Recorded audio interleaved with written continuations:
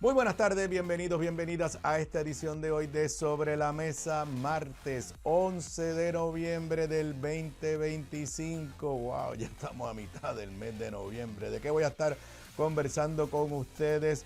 A punto de reabrir el gobierno federal, mi explicación de qué sucedió, qué dice el acuerdo y las consecuencias políticas de este cierre de gobierno y el acuerdo para reabrirlo. Gobernadora no sabe nada sobre la investigación federal de La Parguera y confirman en el Senado como juez al abogado que escribió la orden administrativa que firmó el secretario de Recursos Naturales sobre el tema de La Parguera.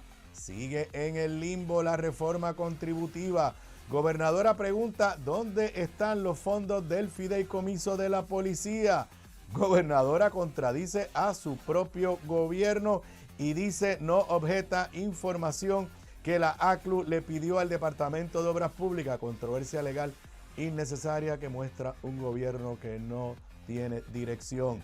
Aprueban proyectos para facilitar aumentos de sueldo a alcaldes y da más poderes a los municipios. Piden posponer vista de sentencia de Wanda Vázquez. Tribunal Supremo Federal deja vigente caso que protege el matrimonio igualitario por ahora. Esos son los temas que voy a estar discutiendo con ustedes en la tarde de hoy, en Sobre la Mesa, que comienza ahora. Un líder cuya voz conecta historia y actualidad. Su visión clara y experiencia única dan luz a los temas que moldean nuestra nación. Aníbal Acevedo Vilá está en Radio Isla 1320. Esto es Sobre la Mesa. Nuevamente bienvenido, bienvenida a esta edición de hoy. Hoy día del veterano, día feriado por lo menos en el gobierno. En el sector privado, en los comercios no es día feriado, pero aquí estoy yo, como todos los días de lunes a viernes de 3:55, 4 de la tarde hasta cerca de las 6 de la tarde. Nos ve y nos escucha a través de toda la cadena de Radio Isla 1320. También nos encuentras en radioisla.tv a través de la aplicación móvil de Radio Isla. Hay versión de audio nada más, versión de vídeo y de audio del canal de YouTube de esta emisora, de la página de Facebook de Radio Isla, y la misma transmisión también la encuentras a través de la página de Facebook de este servidor, facebook.com/acevedovilá.net. Primero que nada, mi reconocimiento, agradecimiento a todos los veteranos que han servido en las diferentes áreas de las Fuerzas Armadas de los Estados Unidos.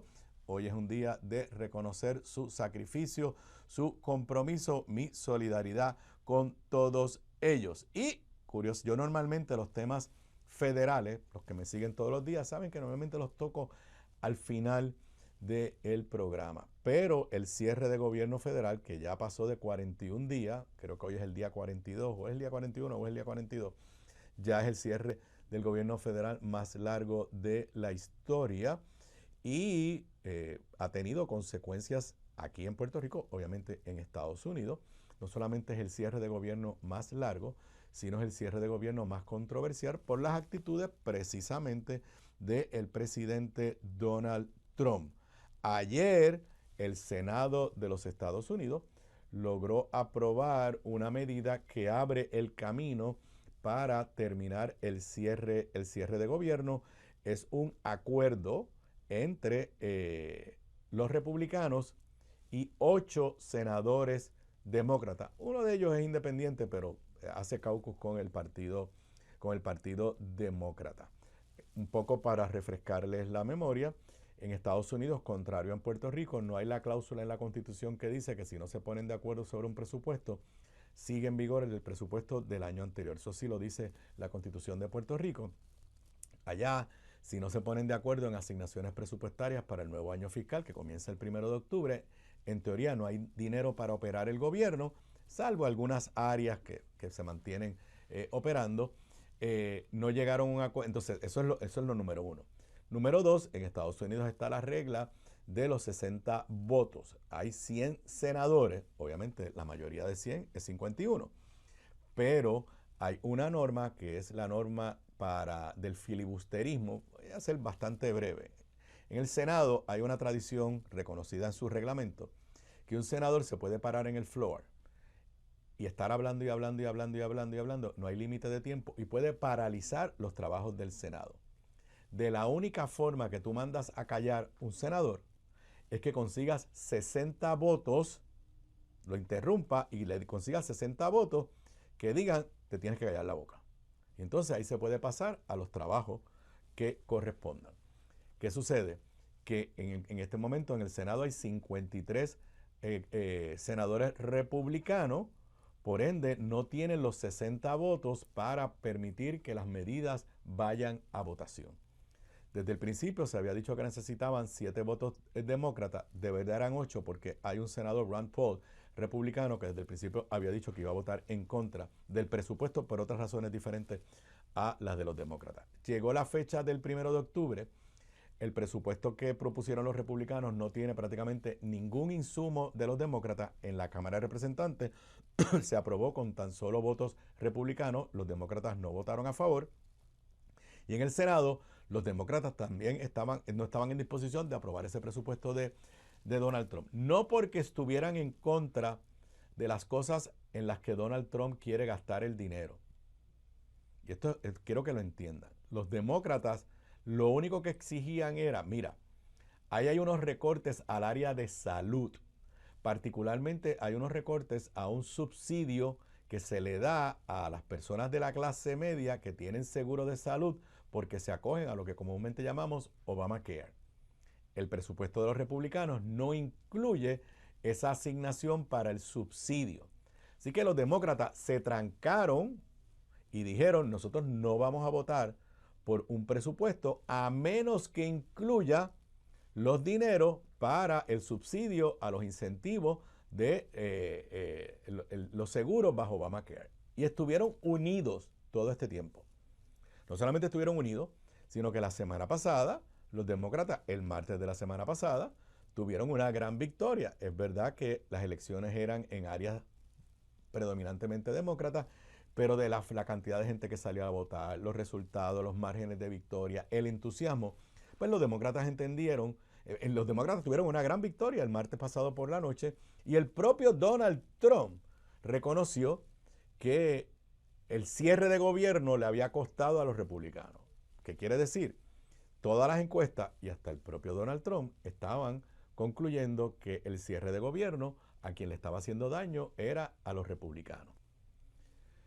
Este es un cierre de gobierno no solamente el más largo, sino que Donald Trump ha hecho cosas que ningún otro presidente había hecho bajo un cierre de gobierno. Donald Trump despidió empleados públicos. No que les dijo, no puedes cobrar y después vas a cobrar. No, despidió empleados públicos usando el cierre de gobierno como excusa.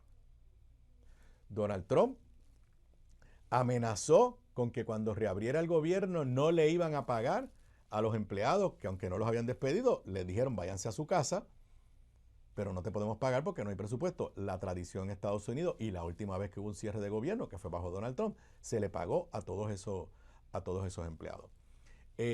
Donald Trump entonces hizo lo que jamás nadie había hecho, que es decir, yo no voy a utilizar la reserva que hay en el presupuesto para casos de emergencia para el programa de SNAP, el programa de los cupones, como todavía la gente le llama, que en Puerto Rico es el PAN y ya en Estados Unidos es SNAP. Ningún presidente se había atrevido a hacer eso. Y Donald Trump, y sabemos que llevamos varias semanas con esa controversia de si va a haber chavos o no va a haber chavos para el PAN en Puerto Rico, si no va a haber chavos o no van a haber chavos para SNAP. Donald Trump decidió él unilateralmente decir, ahí hay un fondo de reserva, no lo vamos a usar para eso. Así que teníamos un presidente que estaba utilizando el cierre de gobierno para acrecentar los poderes de la presidencia. Sorpresivamente, entre domingo por la noche, pero ya se concretó ayer por la noche, 8 senadores demócratas accedieron a un acuerdo bipartita que va a permitir, todo tiende a indicar, mañana, o sea, parece que se va a aprobar finalmente hoy todas las votaciones y que mañana se va a aprobar en la Cámara de Representantes. Y si es así, el gobierno debe estar reabriendo el jueves temprano en la mañana, o sabe Dios si ya mañana en la noche. El acuerdo son solamente 8 senadores demócratas, bueno, 7 y uno independiente, pero que es como si fuera demócrata. Curiosamente son 8 senadores, algunos como Dick Durbin, que es el segundo en la jerarquía de los demócratas en el Senado, que no va a correr para reelección. Ninguno de los 8 tiene que ir a reelección ahora en noviembre del año que viene. Y sorprendieron a su liderato, el liderato demócrata en la Cámara y el liderato demócrata en el Senado, Chuck Schumer, el senador Chuck Schumer de Nueva York, y Hakeem Jeffries en la Cámara también de Nueva York, están en contra de este acuerdo. ¿Qué dice este acuerdo? Bueno, que se extiende el financiamiento de todo el gobierno de los Estados Unidos hasta fin de enero del año que viene. Pero se aprueban 3 medidas que las van a considerar en una sola para financiar hasta el año que viene, o sea, hasta octubre del año que viene, los programas relacionados a agricultura, a construcciones militares y a otro tipo de agencias legislativas. Esos van a estar con funding hasta octubre del año que viene. Eso incluye, y esto es importante para Puerto Rico, que los fondos del PAN y los fondos de WIC están aprobados ya hasta el 1 de octubre del año que viene. El acuerdo incluye garantizar que a todos los empleados federales se les va a pagar de forma retroactiva. El acuerdo incluye que todos los empleados que fueron votados, porque esa es la palabra, por Donald Trump, usando el cierre como excusa, hay que reinstalarlo. Extiende, y esto también puede ser interesante para Puerto Rico, extiende lo que se conoce como la ley agrícola, el Farm Bill, que es la ley que autoriza todos los programas que tienen que ver con agricultura. Ahí está el programa de SNAP, ahí está el programa del PAM, pues la mantiene vigente por un año más. Ahorita voy a entrar porque eso podría, en teoría, ser bueno para Puerto Rico, pero en lo que era la demanda más fuerte de los demócratas, que era el tema de salud, que era que el presupuesto incluya dinero para financiar el subsidio que mayormente la clase media recibe para poder comprar su plan de salud a través de Obamacare.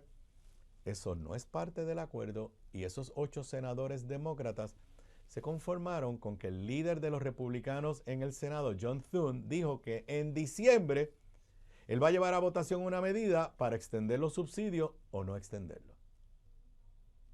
Llevar a votación. No es que el acuerdo dice que los republicanos van a respaldar el reclamo de los demócratas. Así que lo único que consiguieron estos 8 demócratas es regresar las cosas a como estaban el día antes del cierre y que puedan votar en diciembre sobre el tema de Obamacare sin ninguna garantía de que se va a aprobar. No solamente no tienen ni garantía en el Senado, mucho menos en la Cámara, y ni tan siquiera tienen garantías que el presidente Donald Trump vaya a aceptar ese acuerdo. Obviamente, esto ha generado, bueno, voy primero un poquito para ser justo, cosas que en términos generales pues dan tranquilidad para Puerto Rico. Pues ya están garantizados los chavos del PAN y están garantizados los chavos de WIC, que son quizás los 2 programas más grandes de asistencia social que preocupaban con este cierre. Yo no creo que en Puerto Rico se despidió a ningún empleado federal, así que no creo. Y yo siempre dije que los empleados federales que no estaban cobrando, yo no veía cómo cuando se reabriera el gobierno no les iban a pagar, siempre se les ha pagado. Así que esos empleados federales que han estado ya mes y medio sin cobrar, en algún momento la semana que viene recibirán su paga retroactiva, y eso es para todos los Estados Unidos. También hay, en la medida que tiene que ver con infraestructura militar, hay una asignación, creo que es de $135 millones para una escuela en la antigua base Ramey. Les tengo que admitir que no entiendo la importancia de esa medida, y no entiendo si es que es una escuela militar que se va a hacer en la antigua base Ramey. Eso pues me imagino que los detalles saldrán más adelante. Y obviamente, para tranquilidad de todo el mundo, se resuelve la crisis al reabrirse el gobierno de los controladores aéreos y los que vamos a viajar. No le voy a admitir, yo voy a tomarme un viaje de vacaciones en Acción de Gracias, y estaba empezando a preocuparme si de aquí a allá no habría una apertura del gobierno, si íbamos a poder viajar o si iba a ser seguro viajar. Ok, esto está generando unas profundas divisiones dentro del Partido Demócrata. O sea, los demócratas el martes por la noche estaban celebrando las victorias electorales, se sentían que por primera vez tenían en la esquina, usando el argot del boxeo, a Donald Trump, y ahora de momento, y voy a eso ya mismo, le han dado una victoria a Donald Trump y han generado divisiones internas dentro del Partido Demócrata. Como le dije, nadie del liderato ha respaldado este acuerdo. Los 8 senadores que votaron a favor, que incluye, como les dije, al segundo en mando en la delegación demócrata, Dick Durbin, incluye al senador de Virginia, Tim Kaine, quien fue el candidato a vicepresidente de Hillary Clinton. O sea, estamos hablando de personas que son parte del establishment del partido demócrata. Pues la razón que ellos dieron es que jamás los republicanos iban a aceptar los reclamos de los demócratas de que se diera el dinero para los subsidios al plan de salud, y que pues desde esa perspectiva, como no iban a conseguir nada y por otro lado se estaba poniendo en riesgo la seguridad alimentaria de miles de estadounidenses, pues ellos prestaron su voto. Yo honestamente pienso que el ganador de esta contienda, nuevamente, es Donald Trump. Consiguió lo que quería sin tener que ceder nada. Ya él lo describió el acuerdo como very good. Dijo que lo va a firmar. Además, y esto para mí es lo peligroso, durante todo este proceso, Donald Trump lo usó para ampliar sus poderes imperiales como presidente. Esto es tan absurdo. Bueno, no absurdo. La agenda de Donald Trump es tan clara que aunque ya para todos los efectos parece ser que el acuerdo se va a poder ejecutar y que de hoy a mañana se legisla para reabrir el gobierno, hoy martes, el gobierno de Donald Trump le está pidiendo al Tribunal Supremo de los Estados Unidos que emita una decisión validando la determinación de Donald Trump de no dar dinero para el programa del PAN y de SNAP. Pero no solamente eso. Oigan esto, eso aquí no se ha explicado mucho en Puerto Rico. Donald Trump le está pidiendo al Tribunal Supremo que diga que los estados, o como Puerto Rico, no pueden subsidiar con su propio dinero el programa del PAN y de SNAP. Así que yo no sé si el Tribunal Supremo se va a mover cuando aquí básicamente ya de aquí al jueves esto va a estar resuelto. Pero se lo digo para que vean que Donald Trump no pierde una oportunidad para ampliar los poderes imperiales de la presidencia de los Estados Unidos, y creo que con la votación de estos 8 demócratas lo que han hecho es validarlo. Es verdad que ninguno de esos casos llegó hasta el Tribunal Supremo, pero hasta ahora Donald Trump hizo lo que le dio la gana. Los que estaban votados estaban votados. La amenaza de que no les iba a pagar el sueldo estaba ahí sobre la mesa. La congelación de los fondos de SNAP estaba ahí sobre la mesa. Así que creo que es una victoria para Donald Trump. Divide a los demócratas a tal extremo que aunque el senador Schumer se mantuvo firme en contra del acuerdo, ya hay voces pidiendo que entregue el liderato del Senado, de los demócratas en el Senado, porque no pudo controlar su propia delegación. Y tienen un buen punto. De los 43 senadores demócratas, 8 se le fueron para el otro lado. Así que, incluyendo el segundo en jerarquía dentro de la delegación demócrata. Así que, de una victoria la semana pasada y un partido demócrata unido, ahora tenemos una victoria para Donald Trump, un Donald Trump con sus poderes engrandecidos y su ego ni se diga, y nuevamente una división dentro del Partido Demócrata y una sensación de que no hay liderato y no hay una visión clara de cómo enfrentar a Donald Trump. Sobre el hecho especial de salud, pues los que votaron a favor de la medida, los 8, dicen que ahora el hecho de salud va a ser el hecho que se va a discutir porque miles y miles de estadounidenses están recibiendo cartas subiéndoles los costos de su seguro de salud, bla, bla, bla. Yo no sé. Yo honestamente creo que tú decir, no voy a votar por esto hasta que tú no me des el dinero para el subsidio de salud, y de momento decir, bueno, pues no me tienes que dar el dinero, me tienes que dar la oportunidad del pataleteo, porque eso es lo que es. Yo en este momento no creo que los demócratas van a lograr votos suficientes republicanos para subsidiar o financiar los subsidios a el plan de salud de Obamacare. Yo creo que la agenda de los republicanos se queda intacta. Repito, los republicanos, los demócratas o los 8 demócratas entienden que políticamente van a ganar porque la gente va a sufrir las consecuencias de la medida de Donald Trump que tiene que ver con el seguro de salud. Yo tengo mis dudas. Yo creo que los que van a recibir las cartas esas subiéndole las primas del seguro de salud, lo que van a pensar es, Donald Trump me hizo esto y los demócratas no me defendieron. Estoy consciente, mantener el gobierno cerrado iba a continuar causando sufrimiento a miles y miles de personas y de familias, el riesgo en los aeropuertos, todo eso. Pero la clave era presionar y presionar hasta que no le quedara más remedio a los republicanos que ceder. Y aquí quienes cedieron fueron los demócratas y quedan sin una agenda clara. Esa es la conclusión. O sea, quedan sin una agenda clara de cómo enfrentar a Donald Trump. Y para que usted esté claro, todo esto está enfocado desde el punto de vista político, de estrategia política, en las elecciones de medio término que son de aquí a un año. El primer martes del año que viene va a haber elecciones en todos los Estados Unidos para escoger un nuevo Congreso y para escoger 1/3 de los senadores. Si los republicanos ganan nuevamente la Cámara y mantienen el control del Senado, Donald Trump va a sentir que no hay nada ni nadie que lo pueda detener y va a hacer lo que le da la gana.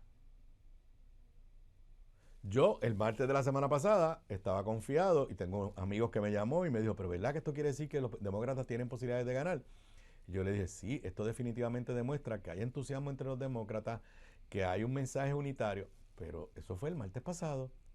Entonces, si el liderato demócrata, y ahí incluyo pues a los senadores, si los funcionarios electos demócratas no son capaces de diseñar una estrategia unitaria para poder enfrentar a Donald Trump, si no lo pudieron hacer ahora, pues me crea grandes dudas si lo van a poder hacer de cara a las elecciones de noviembre del año que viene. Así que la comidilla del día en Washington es la división interna dentro del Partido Demócrata, quien tampoco tiene un líder natural.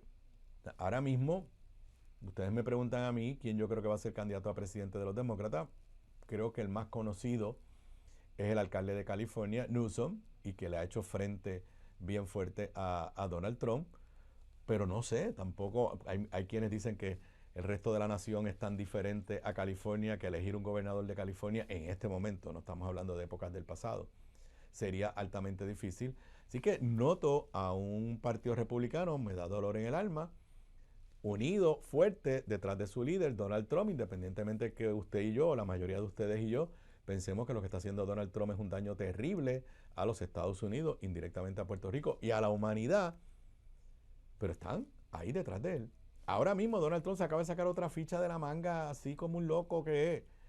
Como todo el mundo está sufriendo por el aumento en los aranceles, de esto hablé un poquito ayer, como todo el mundo está sufriendo por aumento en los aranceles, pues él ha dicho que le va a mandar, dentro de unos parámetros que no ha explicado, un chequecito de $2,000, $2,000, un one-shot deal a casi todo el mundo en Estados Unidos. Como se hizo, ¿se acuerdan? Cuando el coronavirus, que la inmensa mayoría de nosotros recibimos cuando la pandemia, recibimos un cheque para atender la situación económica de nosotros.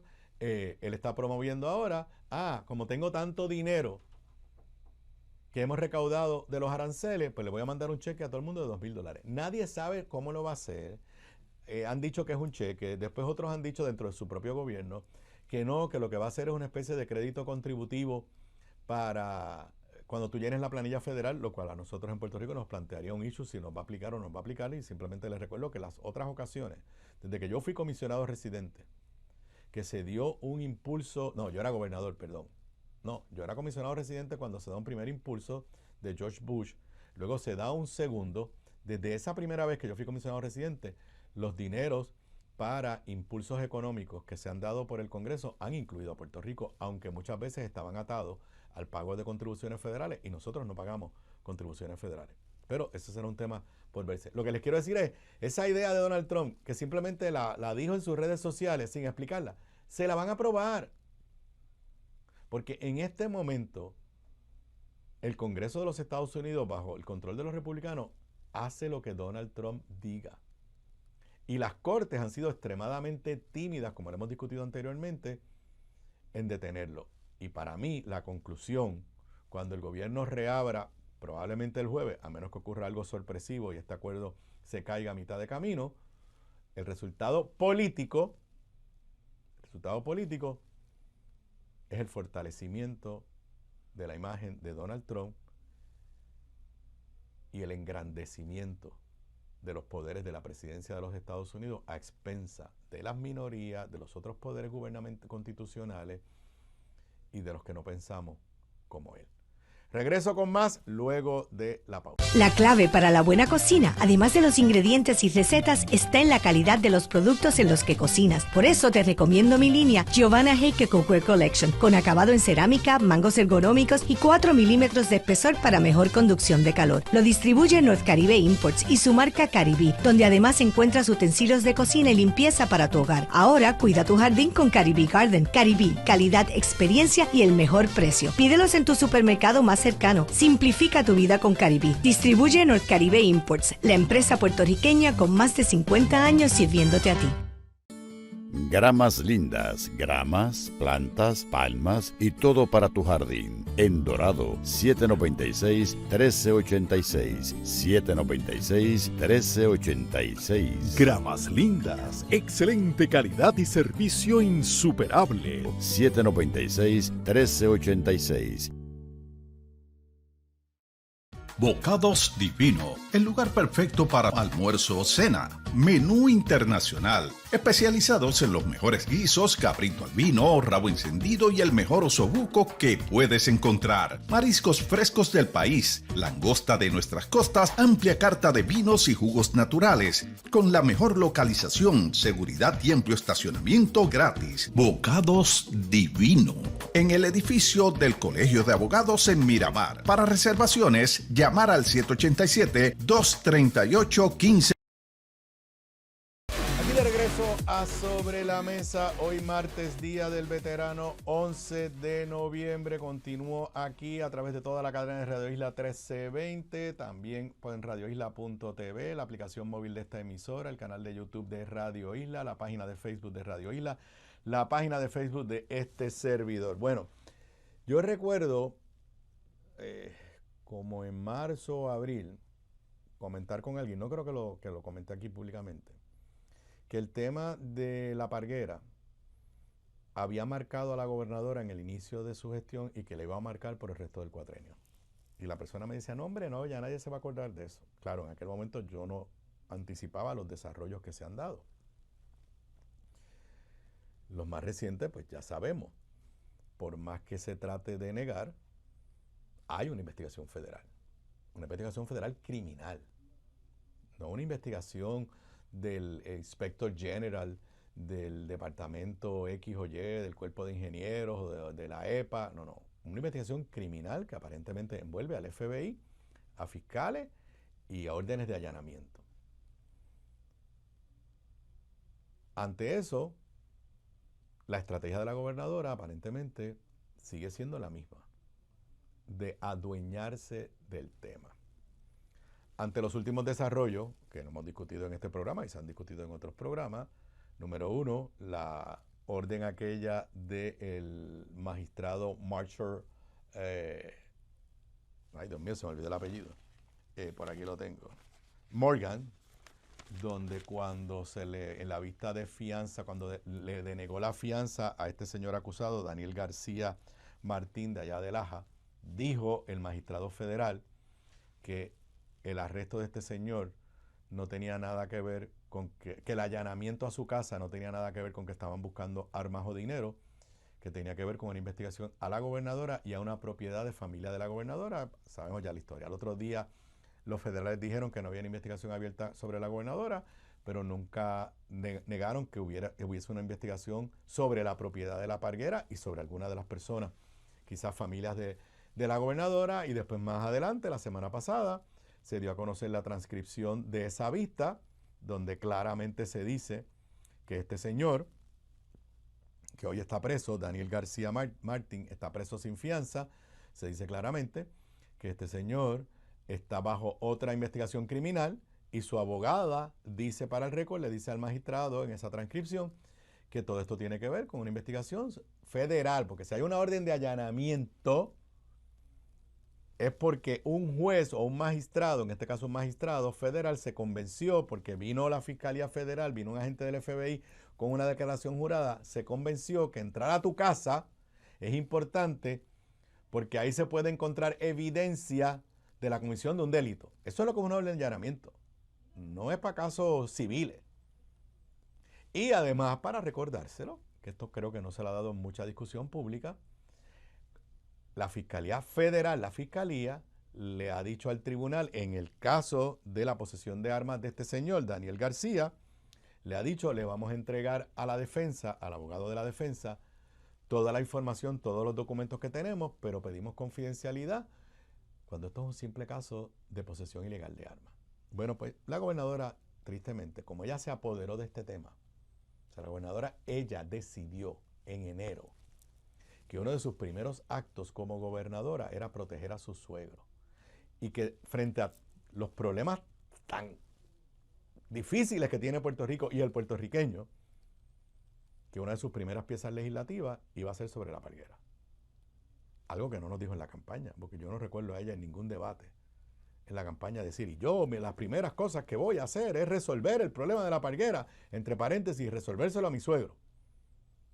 Pues ayer no le quedó más remedio, la gobernadora regresó del viaje a España y le preguntaron si sabía algo de la pesquisa federal. Les recuerdo que el abogado de los suegros, en una entrevista con El Nuevo Día bien curiosa, dice, no, a mí no me han notificado de ninguna investigación federal, yo no creo que hay ninguna investigación federal, pero me han dicho que una gente ha ido a entrevistar personas y le dicen que son agentes federales. Y yo les dije en este programa, confirmado, hay una investigación federal. Pues ayer leo de El Vocero de Alexandra Acosta, la gobernadora Jennifer González aseguró no tener información sobre la pesquisa federal que presuntamente involucra a una propiedad de sus familiares en La Parguera. Cuando le preguntaron qué dijo la gobernadora, no tengo ninguna información sobre eso, dice la nota del Vocero. Cuando la prensa insistió sobre qué le parece la posibilidad de relación entre sus familiares y la investigación, González Colón estableció que eso no es correcto. Yo no tengo ninguna información sobre eso. Y si no, lo hubiera dicho públicamente ya. Curioso, la gobernadora no negó que haya una investigación que involucre la caseta de su suegro o a algún familiar suyo. No lo negó. No dijo eso, no hay ninguna investigación sobre la caseta, no hay ninguna investigación sobre familiares de mi esposo. No lo dijo. No dijo, estos son infamias políticas, esto es persecución política, yo no voy a contestar. Contestó bajito la gobernadora. No tengo ninguna información sobre eso. Yo no tengo ninguna información sobre eso. Y si no, lo hubieran dicho públicamente ya. Bueno, gobernadora, no lo han dicho públicamente, pero ya vimos la transcripción en la vista de de fianza de este señor Daniel García Martín. O sea, ya hay documentos oficiales que validan que hay una investigación, como dije ayer y seguiré diciendo. Eso no quiere decir que va a haber acusaciones. A lo mejor al final del camino queda en nada. Pero que la gobernadora a esta fecha no reconozca que algo se está investigando que tiene que ver con la caseta de su suegro, pues me parece que la gobernadora está en negación. Paralelo a eso, y estas son las cosas que uno no puede entender, la gobernadora se adueñó del tema de la parguera. Quizás estaba en una gran arrogancia de poder en enero y pensaba que como había honeymoon, que no lo hubo nunca, ella podía hacer lo que le diera la gana y que había que resolver el problema de su suegro. se ha señalado que la persona que escribió la controversial orden administrativa que firmó el secretario Waldemar Quiles apenas horas de haberse sentado en la silla es un abogado PNP, activista que trabaja en el Departamento de Recursos Naturales llamado Samuel Acosta Camacho. Yo no sé si Samuel Acosta Camacho es un genio en las leyes. Lo que sabemos es, porque nadie lo ha negado, que es la persona que aparentemente escribió el borrador de la orden administrativa para beneficiar a los suegros de la gobernadora. Entonces la gobernadora decidió premiarlo con un nombramiento a juez del tribunal de primera instancia. Y entonces en unos timings uno dice, pero ¿qué es lo que está pasando dentro del PNP? Lo confirmaron ayer en el Senado. Hicieron una vista por la mañana, lo confirmaron por la tarde, con los votos de los PNP nada más. En el debate, obviamente generó controversia. Los legisladores de minoría. Eliezer Molina hizo fiesta, con razón. Dice el portavoz del Partido Popular en el Senado, Javier Hernández, dijo en el Flor, este nombramiento ustedes saben que no está bien. No tengo nada negativo de decir de Acosta sobre sus cualificaciones profesionales ni personales. El problema que tiene es que es igual de responsable que la gobernadora, el secretario del Departamento de Recursos Naturales y todos los que están involucrados en la orden divina. Votar por Samuel Acosta es validar las acciones de la Parguera. Tienes razón, Javi. Entonces, toda esta estrategia de la gobernadora de apoderarse del hecho de la Parguera, mire, los números de la encuesta de la semana pasada, by the way, si no escucharon el programa de ayer, les invito a que lo busquen. Particularmente el segmento que comienza en la segunda hora, donde estuve conversando con el encuestador del periódico El Nuevo Día y dimos detalles que no se conocían de la encuesta. Pero yo no creo que los números de la encuesta tan malos por el hecho de la Parguera. Pero el hecho de la Parguera y la forma que la gobernadora lo ha manejado sí tiene mucho que ver con esos números que la declaran a ella arrogante. Eliezer Molina dice en el Flor ayer, estoy loco por ver en qué va a parar esto, si triunfa una vez más los sueños de Jovín o la sensatez. Esto es lo que ocurre, las personas son premiadas por las acciones que pueden hacer en función de los políticos que los nombran, no por los méritos que tengan.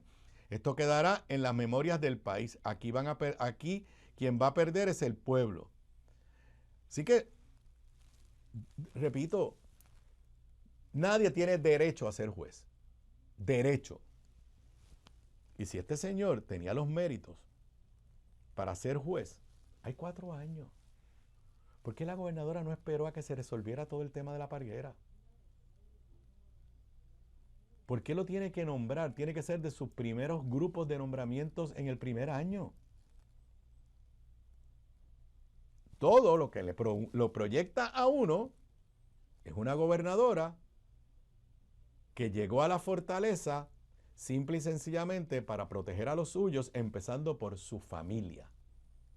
Y voy a decir algo que yo nunca lo había dicho de esta forma. Yo no creo que ningún gobernador en la historia moderna de Puerto Rico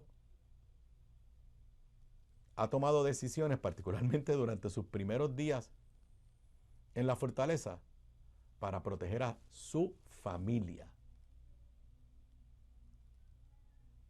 La Parguera, a mi entender, marcó en enero a Jennifer González y ella sigue hundiéndose en esta controversia porque todos los días la quiere hacer más suya en lugar de permitir que los procesos sigan sin interrupciones de parte de la fortaleza. Regreso con más luego de la pausa.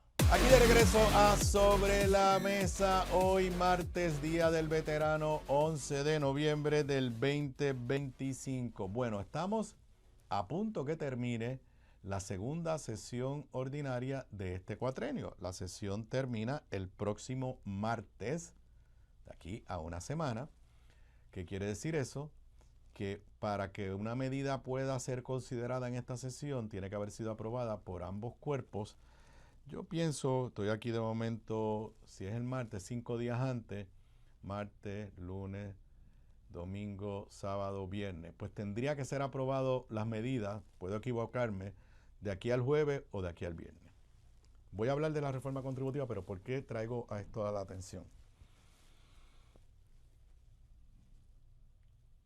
Hagan ustedes ahí en su carro, si me están escuchando en el carro, en su casa o si me están viendo grabado, hagan silencio como por 30 segundos y piensen en alguna pieza legislativa importante, buena, importante para Puerto Rico, que usted sepa que se aprobó o está a punto de aprobarse en esta sesión legislativa. Yo no les puedo mencionar una. Y yo estoy todos los días aquí y hablo de estos temas y sigo la política. Pero voy a hacer otro ejercicio. Haga lo mismo. No digo que cierre los ojos porque si está guiando va y choca.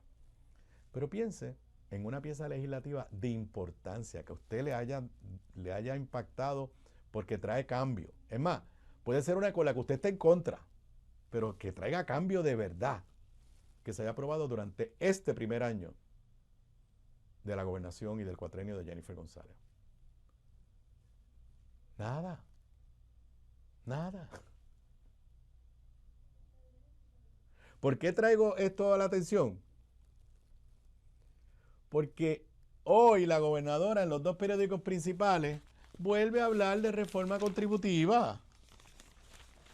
Pero nadie ha visto el proyecto.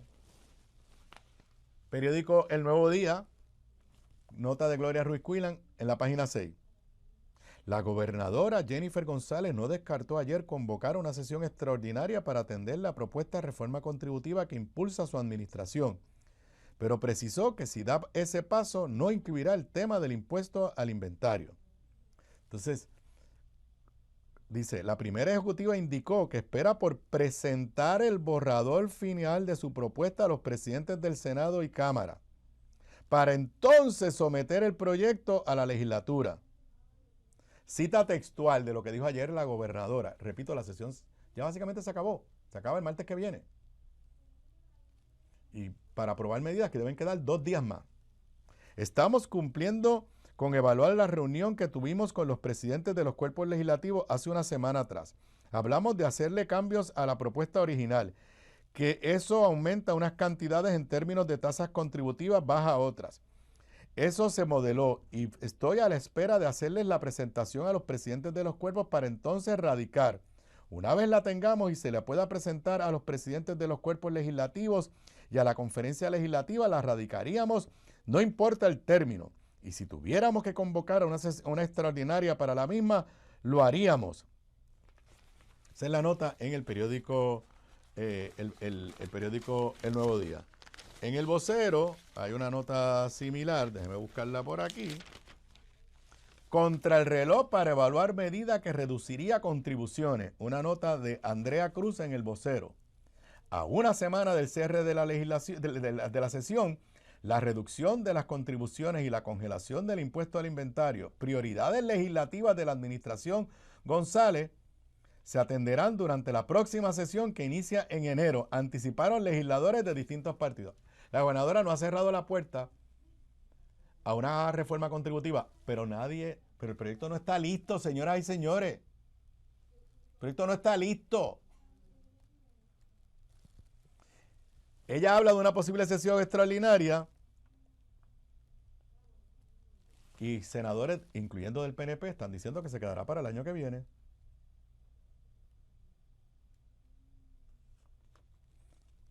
Dice Ángel Toledo, senador del PNP.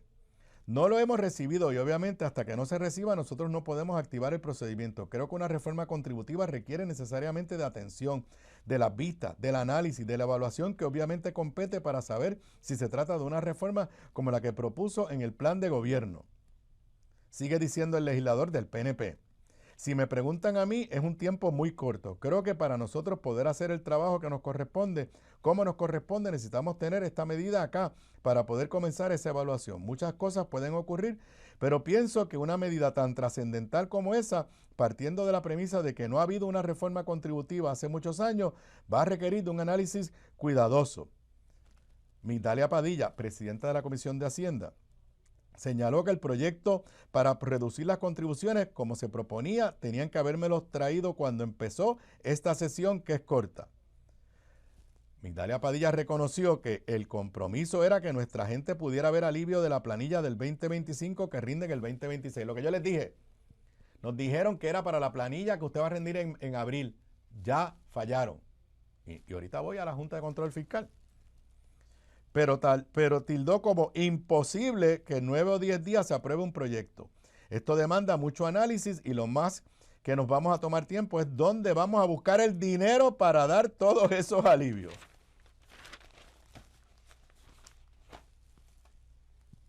Hoy, 11 de noviembre, no hay proyecto de reforma contributiva listo para presentarse a la Asamblea Legislativa. Hoy, 11 de noviembre, no saben de dónde van a sacar el dinero para el llamado alivio contributivo. Y tercero, no tienen el visto bueno de la Junta de Control Fiscal. Y yo a veces lo tengo que decir con respeto a los periodistas. Lo tengo que decir. Yo me sorprendo, busco las notas y nadie le dice, gobernadora, pero ¿y qué dice la Junta de Control Fiscal de esto? Gobernadora, ¿cuánto va a costar? ¿De dónde van a salir? Todos queremos un alivio contributivo y yo voy a escuchar por ahí economistas diciendo, claro, ajá, ¿y qué nos hacemos si damos un alivio contributivo ahora? Que le pone en el bolsillo dinero a la gente, pero que a la misma vez le quita dinero al gobierno. O sea, reduce los ingresos. ¿Y qué nos vamos a hacer si cuando acabe el año 2026 el Congreso no aprueba darnos la cantidad de dinero que tenemos hoy para Medicaid, que es el plan de salud del gobierno? O sea, hay un montón de incertidumbre. Estamos todavía asimilando el efecto de los aranceles de Donald Trump.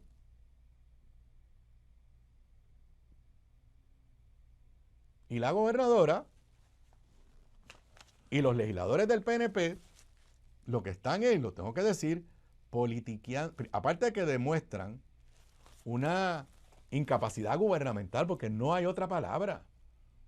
O sea, lo he dicho antes y lo repito, pero yo estuve allí. Si tú como gobernador te paras y dices, en esta sesión legislativa, vamos a legislar una reforma contributiva para que tenga efecto inmediato y beneficie a cuando usted llene la planilla en el en abril del año que viene. Si usted separa eso el primer día de la sesión legislativa, usted tiene que estar seguro que tiene el proyecto escrito, que lo tiene estudiado, que tiene el visto bueno de todo el mundo, en este caso de la Junta de Control Fiscal. Entonces, ¿cómo es posible que una cosa es que lo hubiera presentado y no se hubiese aprobado? Una cosa es que lo hubiera presentado y de momento alguien levantó una objeción seria. No hay proyecto de reforma contributiva. No hay agenda legislativa de la gobernadora.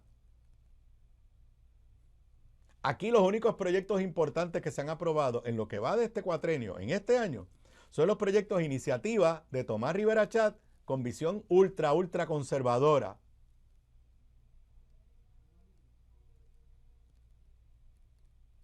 Pero nada que de verdad venga a resolver los problemas apremiantes del país.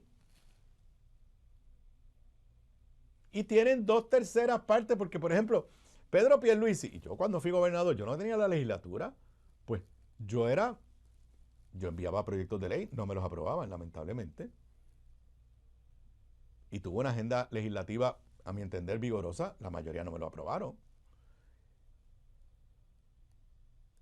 Pedro Pierluisi no tenía el control de la legislatura y fui también cuidadoso en qué cosas hacía por la vía legislativa y qué cosas los hacía básicamente a través de los poderes administrativos. Pero la gobernadora tiene 2/3 partes de la Cámara y 2/3 partes del Senado.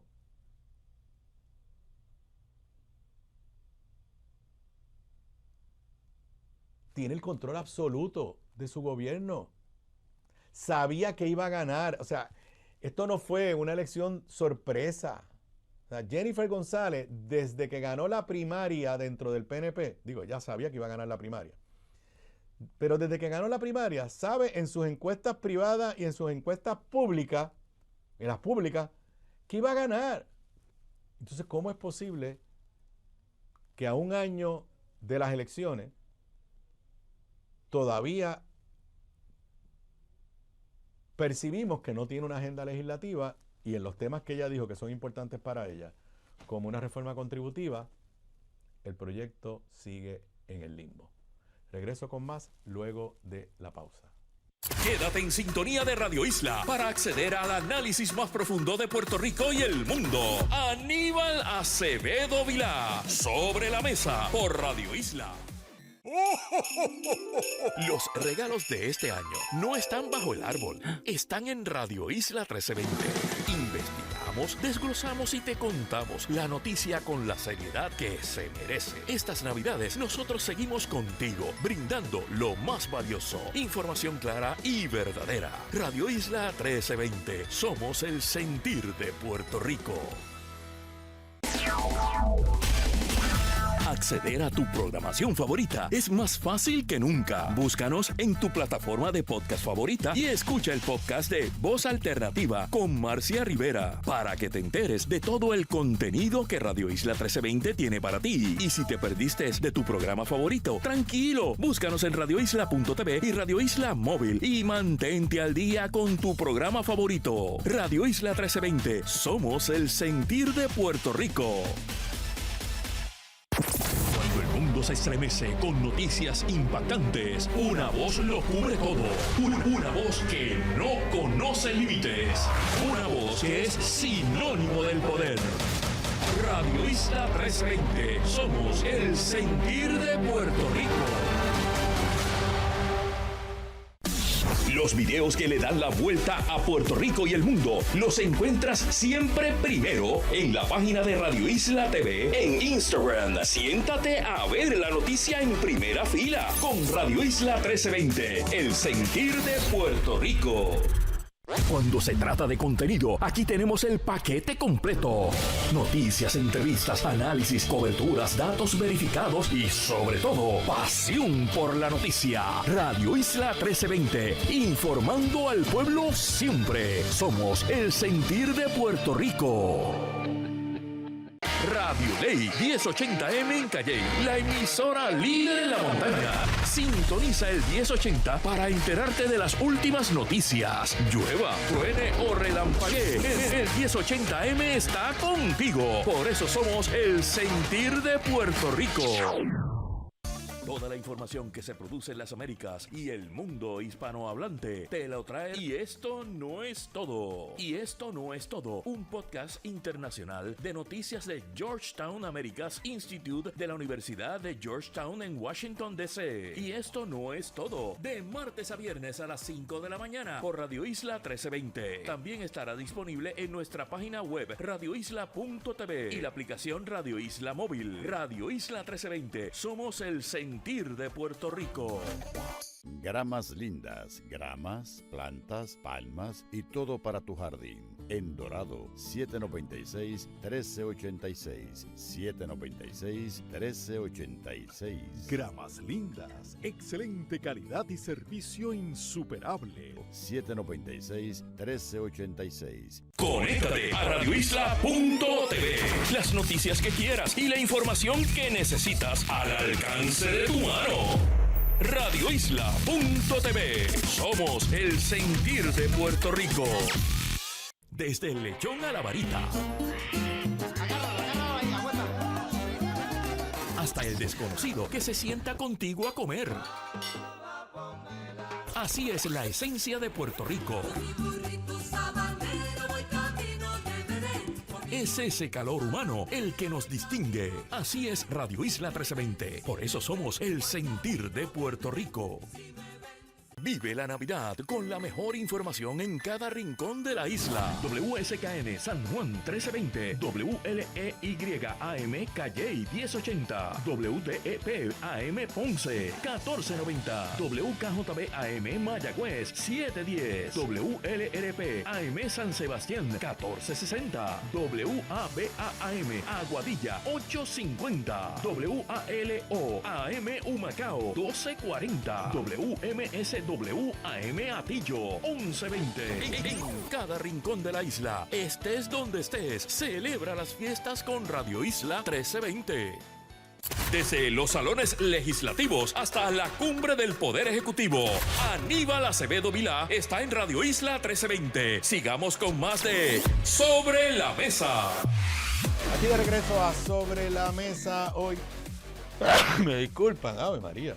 Hoy martes 11 de noviembre, Día del Veterano. Mucha gente, pues, particularmente los empleados públicos, estaban libres hoy, pero aquí trabajando en Radio Isla 1320. Nuevamente mi agradecimiento a los miles y miles de veteranos que conviven aquí, que viven aquí en Puerto Rico por sus servicios. Bueno,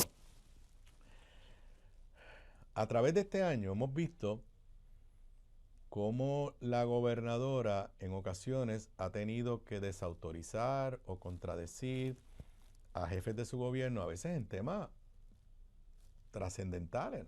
Recuerdo, por ejemplo, cuando el zar de energía, José Colón, habló de que hacían falta nuevos gasoductos y a los 2 días la gobernadora lo desautorizó. Y así hemos tenido varias ocasiones. Y eso para mí es una señal de una falta de control, no de mensaje, no de comunicaciones, una falta de control desde el punto de vista de cuál es la política pública, porque si la política pública del gobernador es que no hay gasoducto, pues no se supone que nadie está hablando de gasoducto. Y los próximos 2 temas no son temas trascendentales, pero demuestran esa falta de dirección desde la fortaleza. Y no es un problema de comunicaciones. Es un problema de que, igual que el país dijo, que eso es lo más duro de esa encuesta del Nuevo Día la semana pasada, que básicamente dijo que no sabía para dónde rayo la gobernadora nos quería llevar.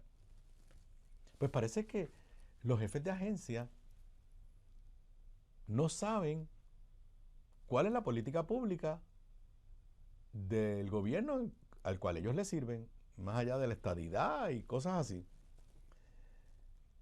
La senadora Rodríguez Bebe, y este tema lo discutimos ayer en un contexto, la senadora Rodríguez Bebe presentó un reclamo para que el Departamento de Seguridad Pública le brindara toda la información que tiene que ver con lo que se conoce como el fideicomiso de la policía. Lo discutimos ayer en detalle. Y lo que estaba pidiendo la senadora tiene que ver con un tema importante para cualquier gobierno: transparencia. Son las 5. Ahora en cadena con WLRP 1460. Radio Raíces. Sobre la Mesa en Radio Isla 1320. Yo no estoy diciendo que toda petición de la prensa se debe consultar con la fortaleza, pero si es algo que viene de un legislador, tú sabes que va a tener repercusiones. Entonces, la senadora le pide esa información a Arthur Garfer, persona de la confianza de la gobernadora, a tal extremo que lo llegó a nominar secretario de Estado, aunque fue un fiasco esa nominación. Y Arthur Garfer contesta que no le puede dar la información y se inventa una excusa porque ella la pidió como senadora y que tenía que pedirla a través de una comisión, lo cual era un disparate. Eso fue tema de discusión pública. Luego sale ayer, la senadora da a conocer comunicaciones, como yo dije ayer y repito, para mí fue que José González dijo: yo voy a contestar esto, yo no voy a usar la excusa esa que usó Arthur. Y José González dijo: aquí en la policía no hay ningún récord de que se creó ese fideicomiso. Y entonces, aunque yo no sé cuál carta vino primero, Arthur Garfer puso a su asesor en asuntos legislativos a enviarle una carta también a la senadora Rodríguez Bebe diciendo más o menos lo mismo. Entonces,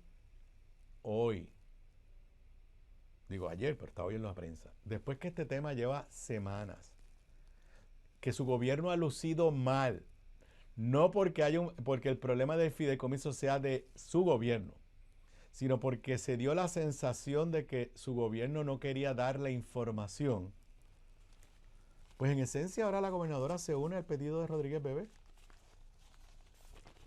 Periódico El Vocero Gobernadora pide explicaciones sobre paradero de fondos. La petición surge a raíz de una demanda de la senadora Rodríguez Bebe. Entonces, si esta era la posición de la gobernadora, ¿por qué rayo le negaron la información inicialmente a Rodríguez Bebe? ¿Por qué se comportaron como si estuvieran tratando de encubrir algo? Y yo estoy totalmente de acuerdo con lo que dijo la gobernadora ayer. Pero esto debió haber ocurrido a la primera petición de Rodríguez Bebe. Alguien en Fortaleza debió haber dicho, oye, la senadora parece que tiene razón. Aquí hay un fideicomiso que parece que nunca se constituyó. Leo lo que dijo la gobernadora, nota del vocero de Alexandra Acosta Vilanova.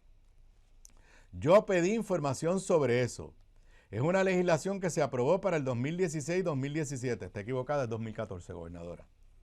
Que expiraba en agosto del año pasado. Se hablaba de la inversión de más de 94 millones en conjunto con lo que tiene que ver la reforma de la policía.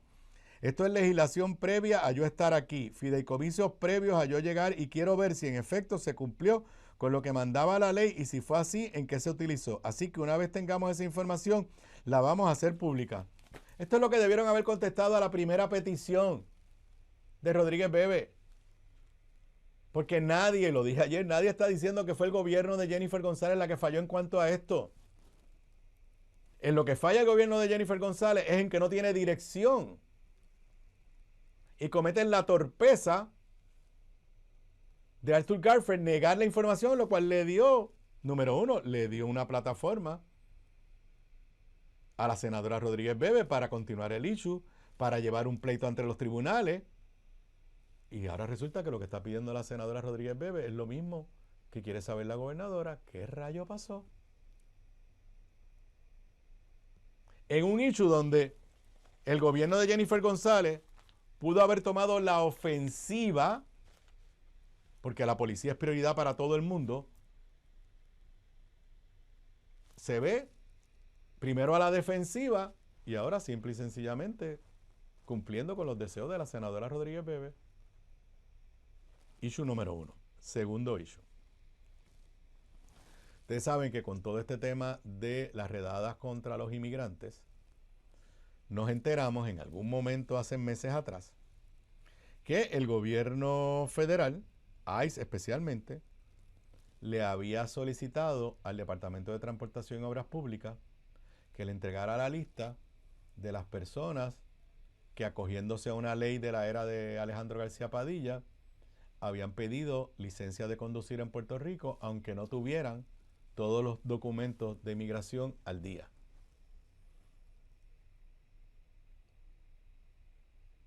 Algo que muchos sostenemos que no tenía que hacer el gobierno de Puerto Rico y que hay gobiernos en Estados Unidos, gobiernos locales que se han negado a hacerlo. La American Civil Liberties Union, la ACLU, como le decimos en español, le pidió al Departamento de Obras Públicas que le entregara esos documentos, o sea, el documento que pidieron las autoridades federales. El Departamento de Obras Públicas se negó. Vuelvo a lo mismo, transparencia, se negó. Si el Departamento de Obras Públicas se niega, ¿qué es lo que natural debemos pensar usted y yo? Que la Fortaleza se niega. La American Civil Liberties Union llevan un caso al tribunal. El gobierno de Puerto Rico defiende la postura del Departamento de Transportación y Obras Públicas de no dar la información.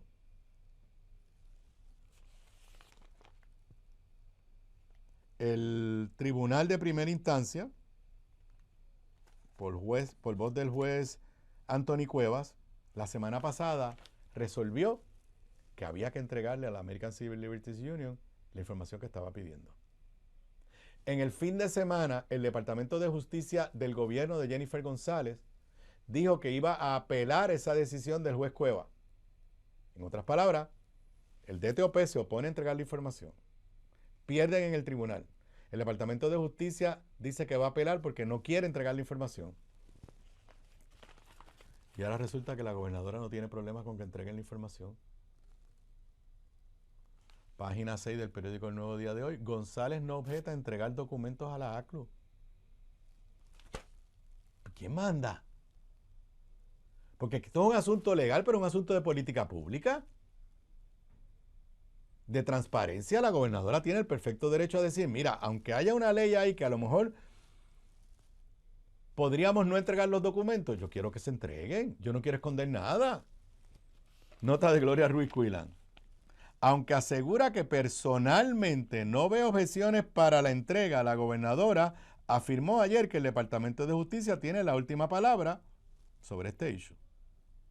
Estamos hablando de datos de 6,000 inmigrantes que confiaron en el gobierno de Puerto Rico y entregaron sus datos para que le dieran licencia, y el gobierno de Puerto Rico se viró y se los dio a ICE. Cita textual de la gobernadora. No tengo ninguna instrucción sobre eso, manifestó ayer la gobernadora cuando se le preguntó si había dado alguna directriz sobre entrega de documentos. Yo, personalmente, no veo ninguna objeción a que se entregue, pero obviamente son las agencias las que van a determinar si hay información que se ha pedido de alguna manera que yo desconozca por parte de las autoridades federales. Tras el fallo judicial, el Departamento de Justicia afirmó el sábado que solicitaría una reconsideración al Tribunal de Primera Instancia y, de ser necesario, acudiría ante el Tribunal de Apelaciones. Dijo el Departamento de Justicia en el fin de semana. Esta determinación responde a que el Estado no puede divulgar información obtenida mediante un subpoena del Departamento de Seguridad Nacional, la cual está sujeta a estrictos lineamientos de confidencialidad. Bueno, si el Departamento de Justicia tiene razón, que yo no creo que la tiene, y el juez Cuevas ya le dijo que no la tiene, pues eso lo debía saber la gobernadora ayer. Y las declaraciones de la gobernadora debieron haber sido: aunque yo quisiera entregar la información, mi Departamento de Justicia me ha informado que por una ley federal no la podemos entregar. Pero no, la gobernadora ayer desautorizó a su Departamento de Justicia y a su Departamento de Obras Públicas sobre un asunto de transparencia y sobre un asunto extremadamente controversial en Puerto Rico y que ha hecho primeras planas, que es todas estas redadas ordenadas por el gobierno de Donald Trump contra nuestros hermanos inmigrantes de República Dominicana que conviven con nosotros. Entonces uno se pregunta, ¿pero dónde está el establecimiento de política pública? Porque, repito, no es que a la gobernadora la sorprendieron ayer con una pregunta de la cual ella no sabía. Este tema se lleva discutiendo. Yo sé que ella estuvo por España, pero por España se le pueden dar briefing de las cosas que están pasando y pedirle dirección. O sea, en un tema como este, en un gobierno que funcione, citando al alcalde Miguel Romero, que dice que el de él, del municipio de San Juan, sí funciona. Unas determinaciones como esta que tienen que ver con transparencia, con entrega de documentos, con la controversia de los inmigrantes. Yo siempre he pensado que en un gobierno que funcione, esos temas se discuten en la fortaleza. Y la fortaleza puede decir, como política pública, yo quiero que se entreguen los documentos. Y quizás le convencen y digan, mire, gobernadora, usted quiere que se entreguen los documentos, pero violaríamos la ley federal número tal o la ley tal o lo que sea. Pero cuando yo leo esto, me da la sensación de que la gobernadora ni fu ni fa ni sabe por qué DTOP no los entregó, por qué justicia está apelando. En un asunto, bueno, está en los periódicos. Y provocó una reacción del Departamento de Justicia en el fin de semana.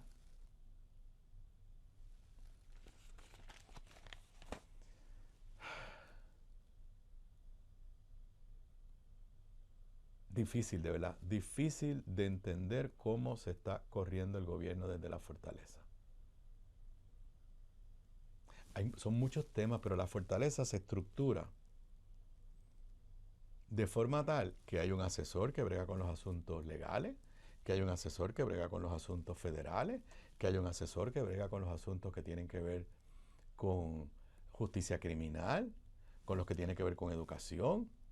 Y se supone que hay una estructura allí que cuando alguno de esos asuntos ameritan una determinación de política pública del gobernador o gobernadora, estén los mecanismos para que el gobernador o gobernadora pueda intervenir a tiempo. No esta sensación de que el gobernador, en este caso la gobernadora, está desautorizando a sus propios jefes de agencia, o peor aún, que la gobernadora no sabe lo que está pasando en su gobierno. Estos dos detalles, lo del fideicomiso de la policía y lo de la ACLU y el Departamento de Obras Públicas, no son issues fundamentales para el país, son importantes. Pero creo que son un reflejo de lo que opinó la gente en esa encuesta del periódico El Nuevo Día, que al final del día es una sensación de una gobernadora que no está gobernando, que no está gobernando. Bueno, y como estamos al final de la sesión, pues ahora empiezan a aprobarse proyectos. Les recuerdo, tienen que ser aprobados en Cámara y Senado para entonces ser considerados durante los últimos 5 días de trámite, si es que alguno de los dos cuerpos le hizo enmienda a la medida legislativa. Ayer en el Senado aprobaron por descargue un proyecto de ley que ya empieza a generar controversia porque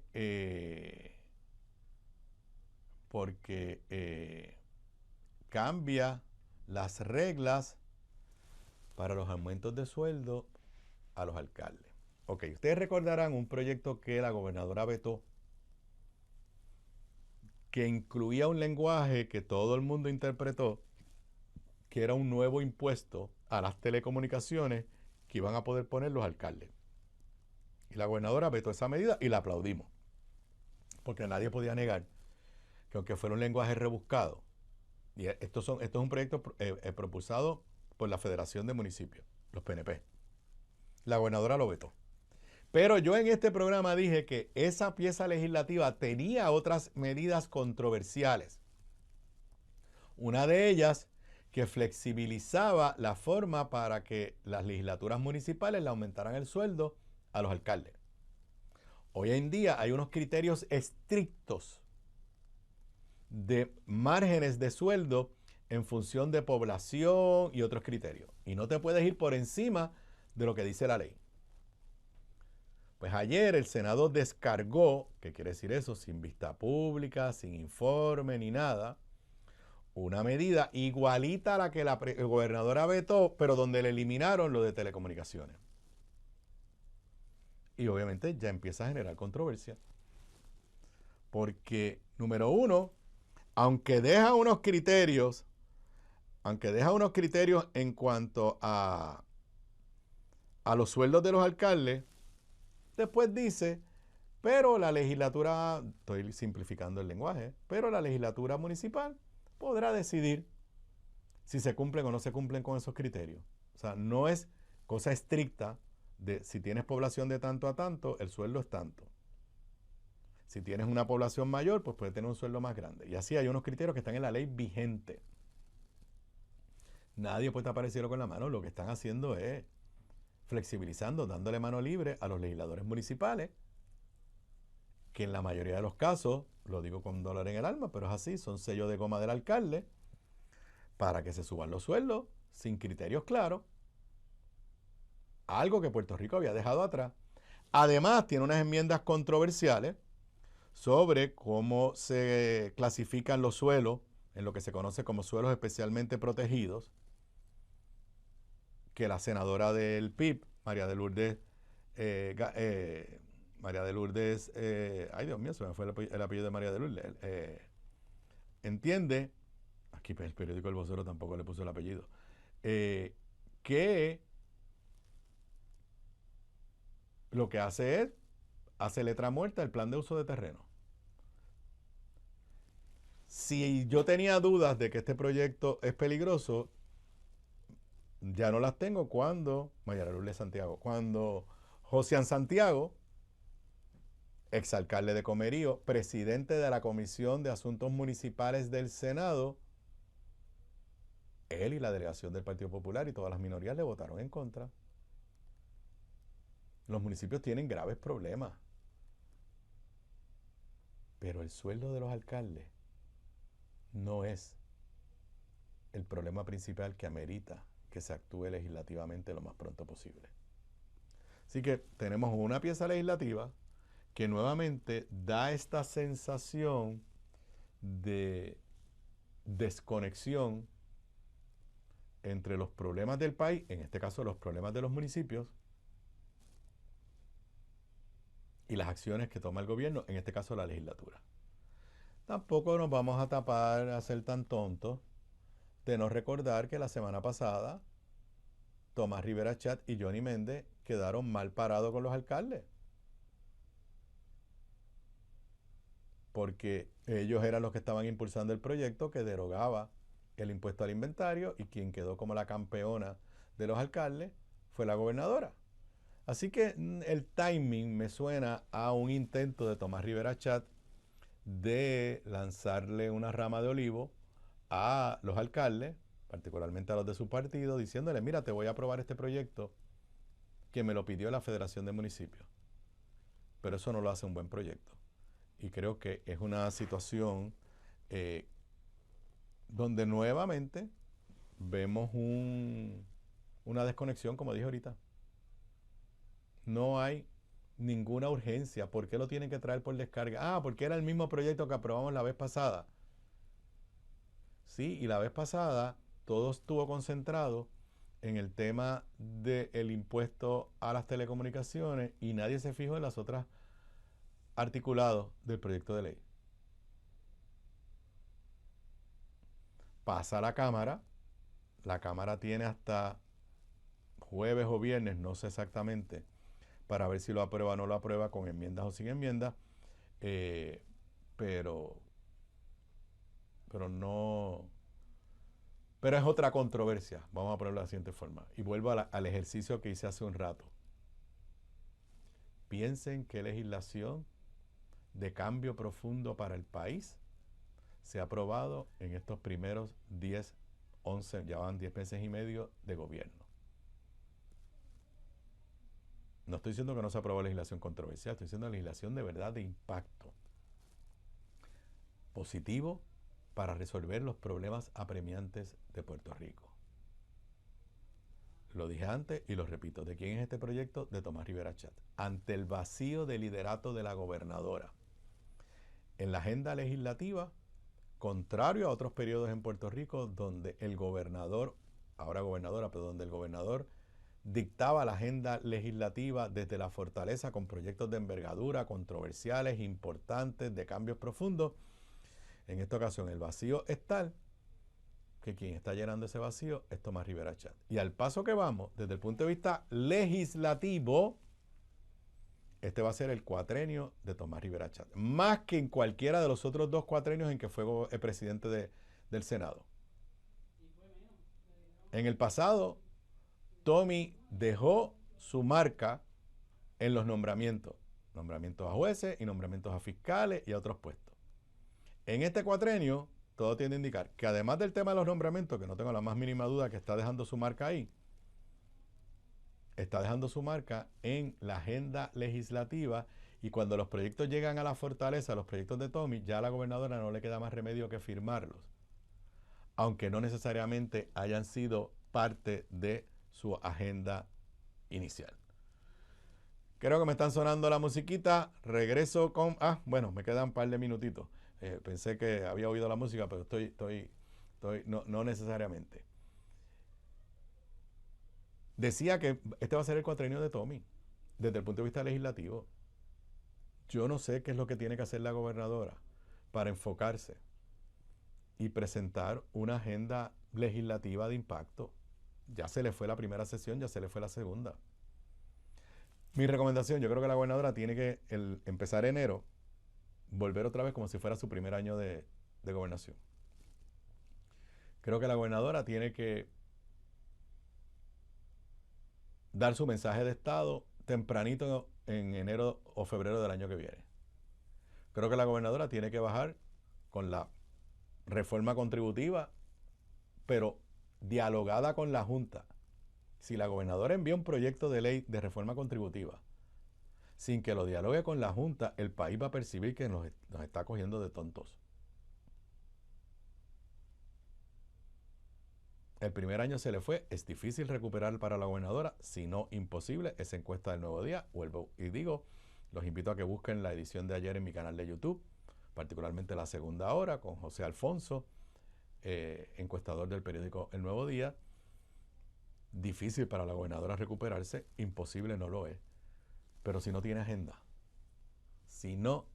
agenda, definitivamente es imposible recuperarse políticamente. Regreso con más luego de la pausa. Aquí de regreso a Sobre la Mesa, hoy martes 11 de noviembre. Antes de continuar con el próximo tema, les recuerdo particularmente a los amigos de Mayagüez y el área oeste que este próximo viernes, sí, este viernes 14 de noviembre será la presentación de mi nuevo libro En Primera Fila, las luchas sobre el estatus en el Congreso y Puerto Rico 1997-2025, el viernes a las 6 de la tarde. Yo haré el programa desde allá, desde Mayagüez, en la Casa Museo Pilar de Filló.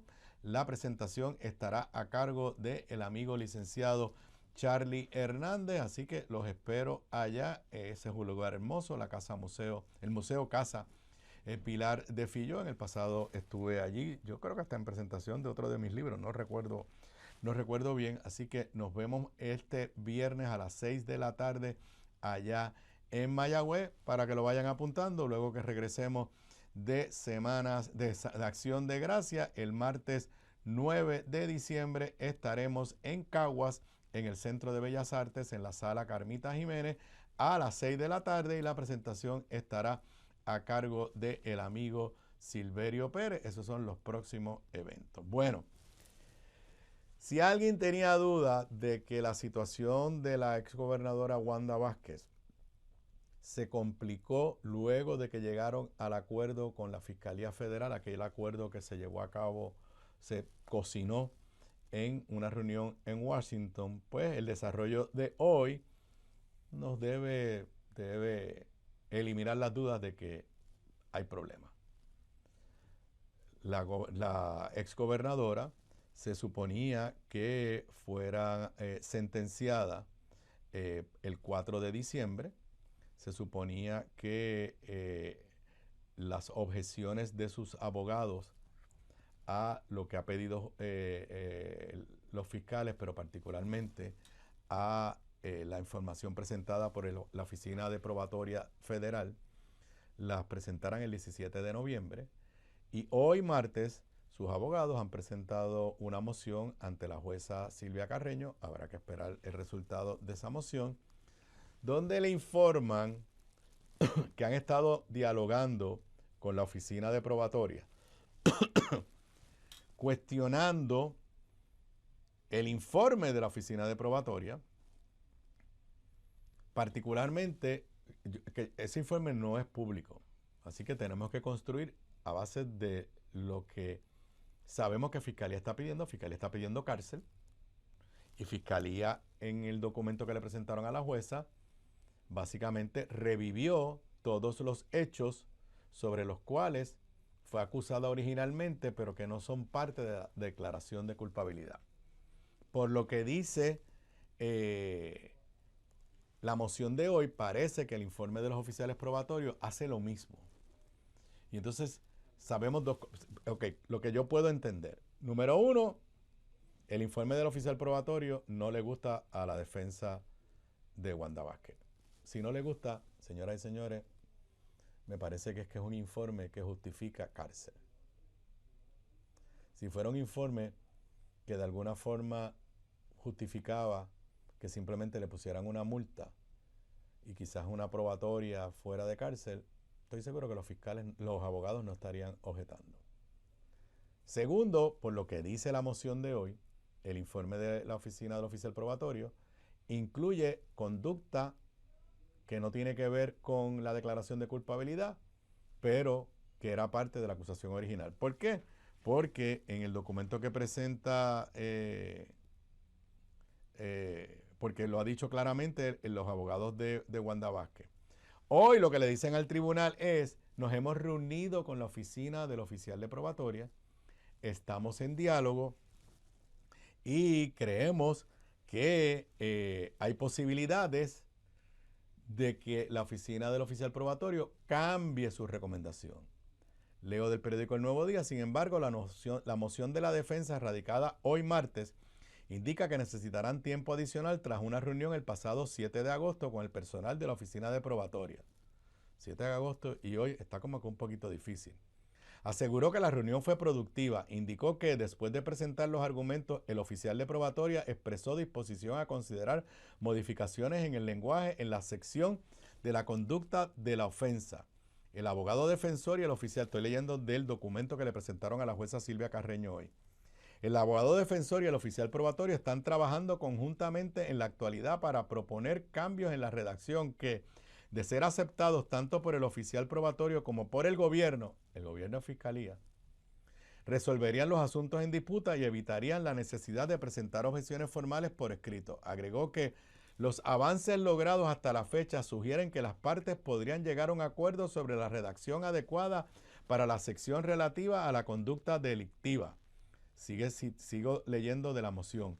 Para permitir la finalización del proceso de resolución informal y el cumplimiento de todos los requisitos de las reglas locales, la acusada solicita respetuosamente que se atrase el plazo para presentar las objeciones formales al informe presentencia hasta el 2 de diciembre del 2025 y que la audiencia de sentencia actualmente programada para el 4 de diciembre se aplace al menos 15 días. Estamos hablando de que están pidiendo más tiempo para seguir negociando y que por ende la sentencia, en lugar de ser el 4 de diciembre, podría ser, cerca del 19 de diciembre, salvo que la jueza la posponga para enero del año que viene.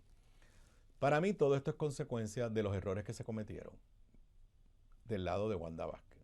Wanda Vázquez salir del tribunal luego de declararse culpable por un delito menos grave y ahí frente al tribunal aquí mismo en la Domenech decir que de verdad eso no fue culpa de ella, que fue culpa de su equipo de campaña, pero que pues ella estaba dispuesta a pagar las consecuencias, que es totalmente contradictorio a lo que había dicho en sala. Y la moción que antes habían presentado los abogados de Wanda, tratando de decir que el acuerdo en Washington no fue un acuerdo político, sino era que simple y sencillamente el caso se le había caído a Fiscalía Federal. Creo que fueron unos errores que están pagando las consecuencias. Y como les decía, si están negociando y están tratando de cambiar el lenguaje del oficial probatorio, es porque el lenguaje del oficial probatorio no es bueno para Wanda Vázquez.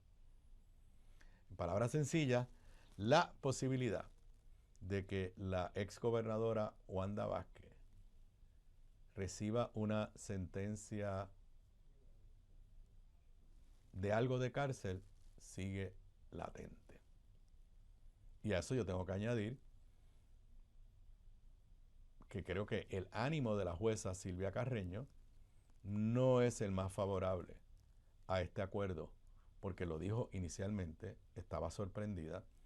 Obviamente ella no puede hacer nada que esté más allá de las guías de sentencia, pero aquí ha habido casos en Puerto Rico donde jueces federales han impuesto sentencias por encima de lo que dice el oficial probatorio y por encima de lo que pide Fiscalía Federal. Eso es una discreción absoluta de los jueces federales. Así que el caso de Wanda Vázquez sigue, como diríamos por ahí, latente y sabremos de aquí, quizás antes que termine este año, cuál será la sentencia que finalmente se dicte en contra de la ex gobernadora. Bueno, y a tono con mi libro, y como le dije, la presentación es la otra presentación será este próximo viernes.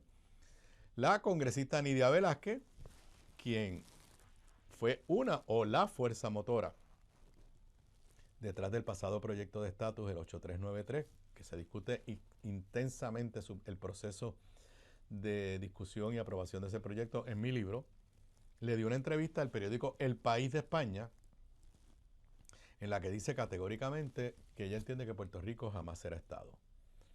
Voy a leer de una nota en la edición digital del periódico El Nuevo Día, citando a el periódico El País, citando a Nidia Velázquez.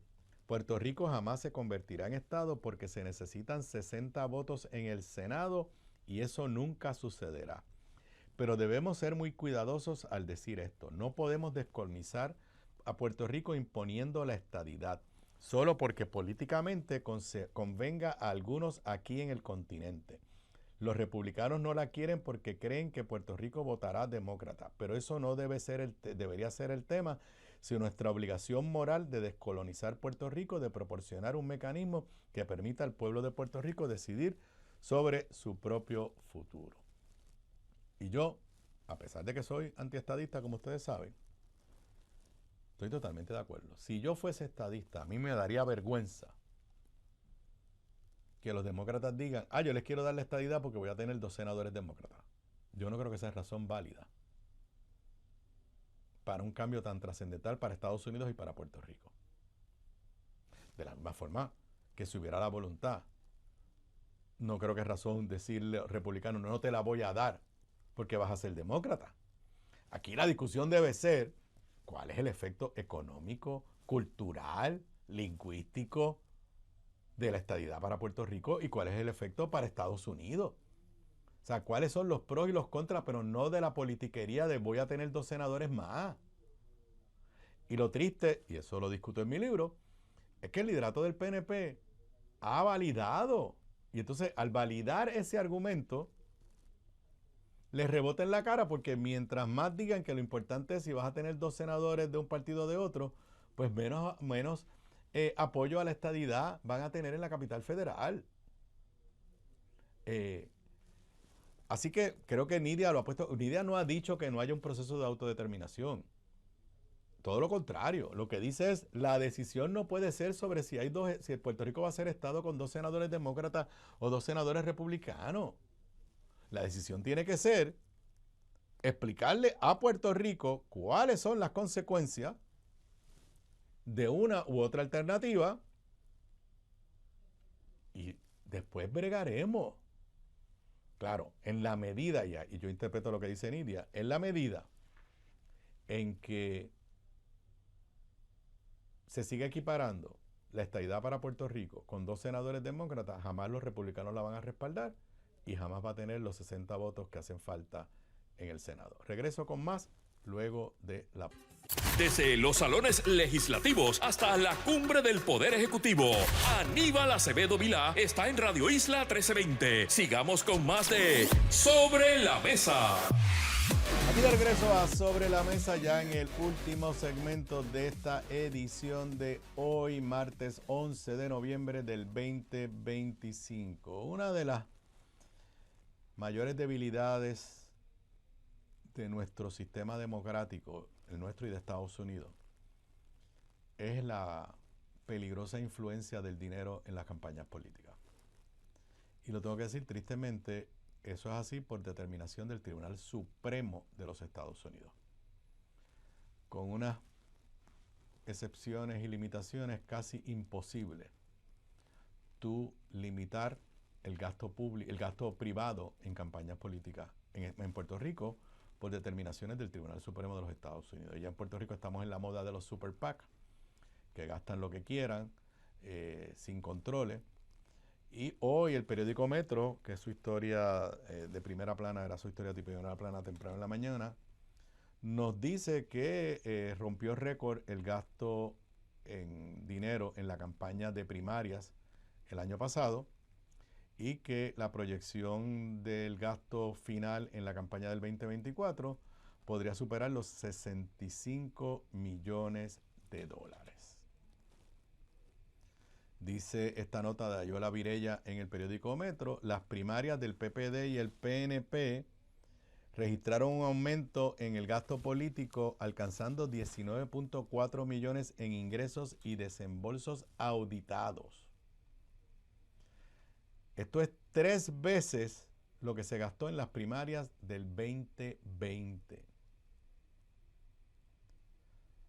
Dice la nota, la licenciada Sara Rodríguez de Jesús, directora de la División Legal de la Oficina del Contralor Electoral, confirmó que la tendencia no se limita a la contienda interna. La proyección preliminar, una vez completen las auditorías de todos los comités, incluyendo los de la elección general, apunta a casi 65 millones de dólares invertidos durante todo el ciclo electoral del 2024. Se trata de una cifra récord que consolidaría el periodo como uno de los más costosos en la política moderna en Puerto Rico. Y tengo que decirle eso, a pesar de que lo que yo he escuchado, los gastos en pautas, a lo que valen 30 segundos, no ha aumentado tanto. Dice que la Oficina del Contralor Electoral auditó 149 aspirantes a 70 puestos electivos y documentó 1.5 millones en ingresos y gastos no informados, además de infracciones recurrentes como donantes no identificados, todo lo que siempre encuentran. Pero, dicho eso no quiere decir que el que tiene más dinero es el que va a ganar. Pregúntenle a Pierluisi. Y ahora mismo la gobernadora está rompiendo récords de recaudación de dinero. El Partido Popular está recaudando dinero suficiente y el PIB se ha mantenido ahí más o menos con unos buenos recaudos comparados particularmente con las experiencias pasadas de ese partido. Así que el hecho de que la gobernadora esté levantando mucho dinero ahora se me parece a Pedro Pierluisi. Tú estás en el poder, eres gobernador y es más fácil recaudar dinero. Pero no les voy a negar que esta es una gran preocupación y una gran limitación en términos de la influencia que tiene el dinero sobre las campañas políticas. Lamentablemente no hay, o sea, la podemos regular y hay en Puerto Rico todavía hay pareo de fondos gubernamentales que ponen un tope en el gasto público, pero entonces tienen los comités o los super PAC, que esos no le puedes poner límites. Así que, y todo esto es consecuencia de decisiones del Tribunal Supremo de los Estados Unidos, que ha dicho que gastar dinero en campañas políticas está protegido constitucionalmente y que es muy poco lo que se puede hacer. Y en Estados Unidos, ni hablar de lo que se está gastando en las campañas políticas. Así que es una preocupación genuina. ¿Cuál es la solución? Yo no la tengo. ¿Por qué? Por lo que les dije hace un minuto. Porque el Tribunal Supremo de Estados Unidos, inclusive cuando yo empecé en la vida pública, las corporaciones no podían donar dinero. Ahora las corporaciones pueden hacer un super PAC y los billonarios pueden hacer un super PAC y gastar millones y millones y millones de dólares a favor o en contra de un candidato sin ningún límite. Sin ningún límite. La única teoría es que no puede estar coordinado con el candidato. Y esto es tan ¿cómo lo diría? Es una mentira tan abierta que ya en Estados Unidos se sabe cuál es el candidato y cuál es el super PAC del candidato, y aunque el super PAC lo corra a otra persona y de verdad no se reúnan, están coordinados. Están coordinados. Y repito, ya en Puerto Rico empezamos a copiarnos esa mala práctica porque lo permite la Constitución. O sea, tampoco lo estoy criticando. Así que el efecto del dinero en las campañas es para mí la mayor debilidad, el mayor riesgo a la salud de nuestra democracia. Por lo que veo, no creo que hay informes escandalosos en términos de las campañas pasadas. Siempre hay quien le pone multa y ese tipo de cosas. Dice otra nota de Metro, también de Ayola Virella, los primeros informes finales sobre las campañas a la gobernación revelan un contraste entre el manejo financiero de los aspirantes a la candidatura a la gobernación, Pedro Pierluisi y Juan Zaragoza. Según el documento publicado, el Contralor concluyó que el comité de Pierluisi cumplió plenamente con la ley, mientras que el de Zaragoza incurrió en errores contables, deficiencias en controles internos y donaciones sin identificar, lo que derivó en multas y devolución de fondos. No creo que es el fin del mundo.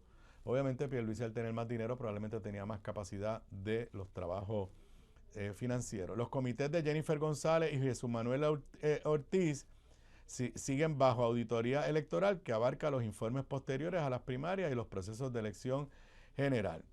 Así que no creo, por lo menos hasta ahora, que los informes tengan situaciones escandalosas. Obviamente, pues uno quisiera que no haya ningún señalamiento, pero no es algo que me parece que es lo que nos debe preocupar. Creo que lo que nos tiene que preocupar es precisamente el aumento en el gasto en campañas políticas y que no llegue el momento que si usted no tiene dinero o no tiene capacidad de levantar dinero, pues no tenga ninguna posibilidad de servirle a Puerto Rico. Y finalmente, algo que mencioné ayer brevemente, pero que no me dio tiempo a profundizar, el Tribunal Supremo de los Estados Unidos ayer denegó una solicitud para revisar un caso que hubiera permitido o le hubiera dado la oportunidad a ese tribunal revocar el caso que se conoce como el caso de Obergefell, yo no sé ni cómo se pronuncia, que es el caso del 2015, que declaró que es inconstitucional en los Estados Unidos las leyes que digan que el matrimonio solamente puede ser entre hombre y mujer, que los estados tienen que reconocer que las personas del mismo sexo se pueden casar. Una mujer de Kentucky, de nombre Kim Davis, que es lo que le llaman allí un county clerk, se negó a extender una licencia de matrimonio a una pareja homosexual. Ellos la demandaron, ganaron una sentencia de $300,000 que ella tenía que pagarla.